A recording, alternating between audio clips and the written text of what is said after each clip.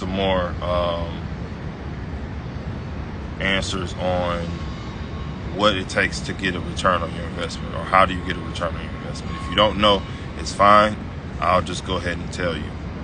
The main way an artist can get a return on investment, honestly, is not through royalties. Royalties are going to take at least 3 months to hit your account, and you need to hit at least 1 million plus streams to even make $2,000 to $3,000. Most people are not going to get 1 million streams. Okay, this is not through bots or any type of hack or none of that shortcut stuff. I'm talking about actually growing a fan base and getting 1 million views. That's pretty difficult to do. Okay. The way that I teach artists to get a return on investment is through features. Meaning, if you get your numbers high enough, features and sponsorships, if you get your numbers high enough, you can actually get a return on your investment through people wanting to pay to get your music, to get their music heard through doing a feature with you, or their product seen doing a sponsored post or a collab. Those are the two best ways to get a return on your investment, in my opinion. Now, you could do another way, which is the third, fourth kind of way, which is ticket sales and merch. Now, one of my clients is making $2,000 a month from this strategy, from selling merch, selling CDs still, and different things like that, which is good. You know, $2,000 a month as an indie artist is good. A lot of people are making it at a job.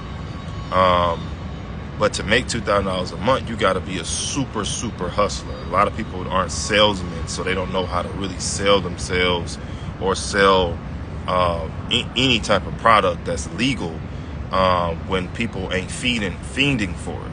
So when I tell people about, fiending for your product, that doesn't mean you're a good salesman, because they're already addicted to it. So you're not really selling them anything. You're just providing it for them. But if you're selling music or selling merch or selling tickets, these people don't need it. So you actually have to be a good salesman to make that happen. So at the end of the day, selling tickets, selling merch is third and fourth on my list. But features, like I seen Boosie make $100,000 from features in one day, and he got booked for a show for $30,000, and he made more money with doing features. But you got to be a big artist. You got to be a big enough artist to make that happen. You can't just be, I got my music, so you saying I can make more money with features. Yes, you can, but you have to be a big artist first. Okay, you have to have numbers. If people want to pay you to post on your page, you gotta have numbers. So if somebody say, "Yo, man, I want to pay you $500 a feature. I want to pay you $1,000 a feature." Your numbers better be in the hundreds of thousands, at least. Every time you drop a video, it crack 100,000 views every single time.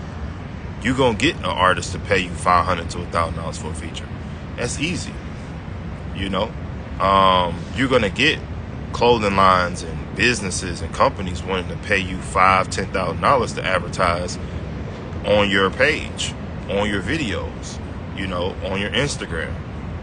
Companies are willing to pay you based on your popularity. So that's why those are the number one and number two best ways to get paid as an artist, is through features and sponsorships. The hustle aspect, which you can do as 3 and 4, is hustling tickets and merch. Okay, well, merch first and tickets second, but they can go hand in hand.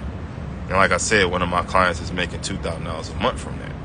So not all of my clients don't do everything I tell them to do to be successful. A lot of artists they just gonna kind of pay for it and just hope for the best. But if you are an artist that is serious about this, and this is what you want to do, then we could do it. We can make this thing happen. It's not difficult to do what I'm telling you. It just takes some time. It takes some grit. It takes some guts. It takes patience. It takes some will. It takes a lot of different things emotionally that you got to have on lock before you can even do what I'm saying. Because if you don't have that stuff on lock, if you so shifty, if it ain't working fast enough and you want to switch to something else and all this other type of stuff, it's not going to happen. It's not going to happen fast enough. So to get your return on investment, you got to be locked in. You got to put down the video games. You got to stop cashing after these females. Stop going to the strip club. Stop smoking. Stop doing all this stuff that's distracting you so you can actually get to the next stage. That's if you want it bad enough. If you don't want it bad enough, then ignore everything I just said and just continue doing you.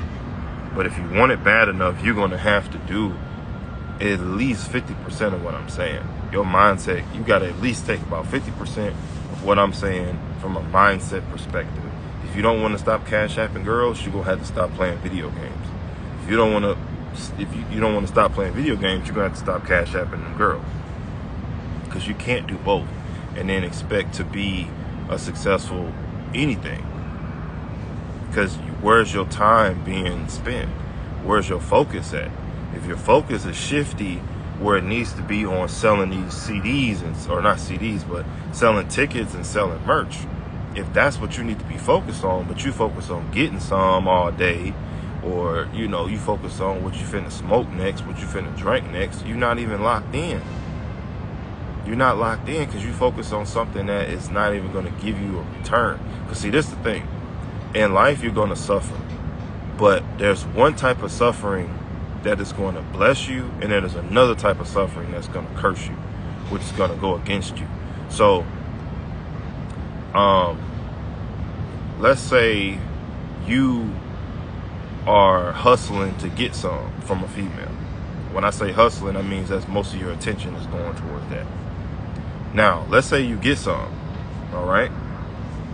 What's the end result after that? Let's say you just focus on that. You got to spend a lot of time, a lot of energy, a lot of sales pitching to this female to try to get her, okay? And what do you get after that? You just got either some kids or you got some diseases, for the most part. You're not really getting nothing out of that by chasing these females.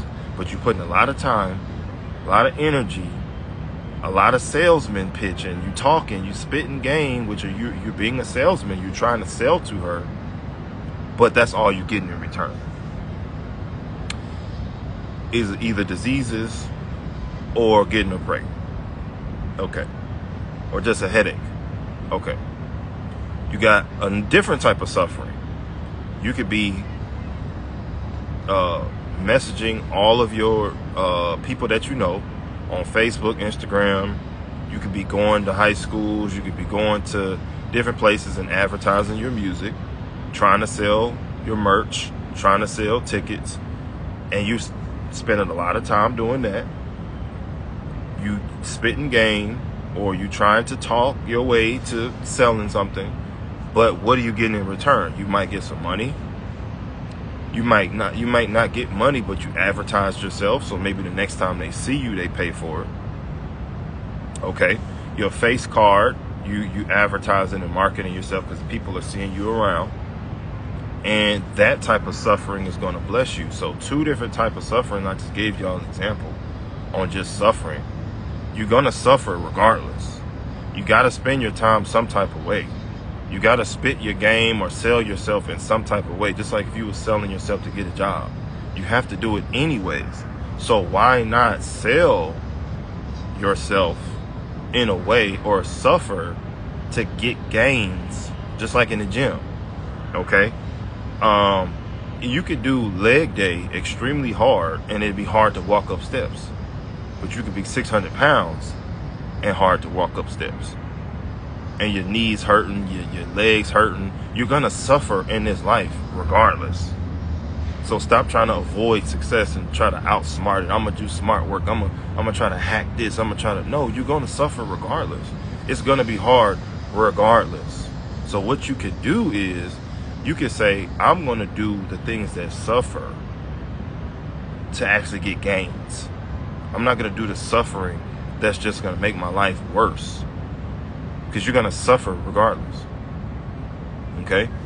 Top Podcast, what's going on, man? So let's say you suffer in a way of the foods that you eat. Okay? Let's say you eat, you're a diabetic and you got to watch what you eat. That's a form of suffering. Let's say you on a strict diet because you wanna lose fat and gain muscle. That's another strict diet. That's both strict diets. It's both constricting what you eat. It's both watching what you eat. It's both suffering. Sometimes you're not gonna want to eat that, but you got to because you got diabetes, or you don't want to eat that, but you got to because you want to be in shape. It's suffering, but one suffering is gonna pay you. It's another suffering that's not gonna pay you. So at the end of the day, it's all about making choices, and once you make the right choice, then you can go to the next level. So with that being said, I appreciate y'all for joining the live. It's been a pleasure. Peace.